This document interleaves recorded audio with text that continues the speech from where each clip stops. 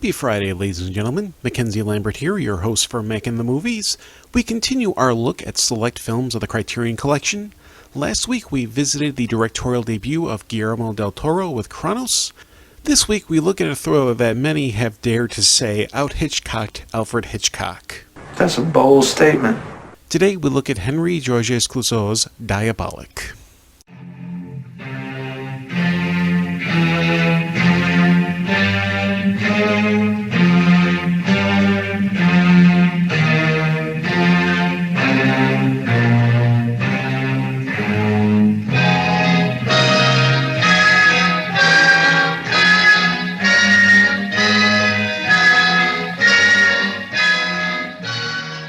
Christina is the immigrant wife of an abusive husband, Michel, who is a teacher at a boarding school. Nicole is the mistress of the husband. Both conspire to kill him. Christina threatens Michel with a divorce as a means to lure him to Nicole's apartment outside of town. At the apartment, Nicole and Christina drown him in the bathtub. Afterwards, they dispose of his body in the swimming pool at the boarding school, making it look like an accident. However, when the pool is drained, the body is not to be found. According to newspapers, the body was found. Christina is summoned to the coroner's office to identify the body, only to find the body is not that of Michel's.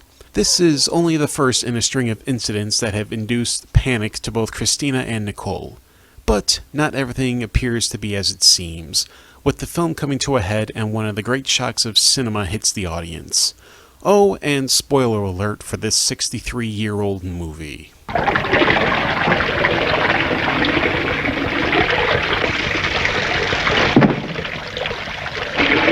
That surprise, shock moment that in fact causes a heart attack.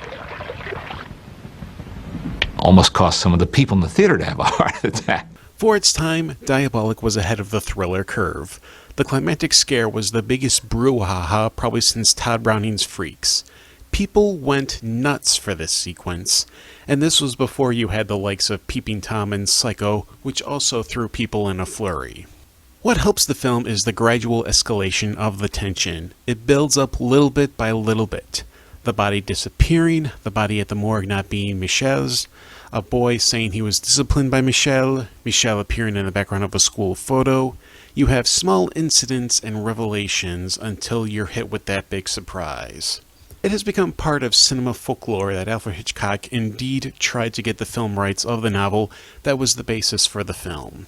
But it was Clouzot that got the rights just before Hitchcock.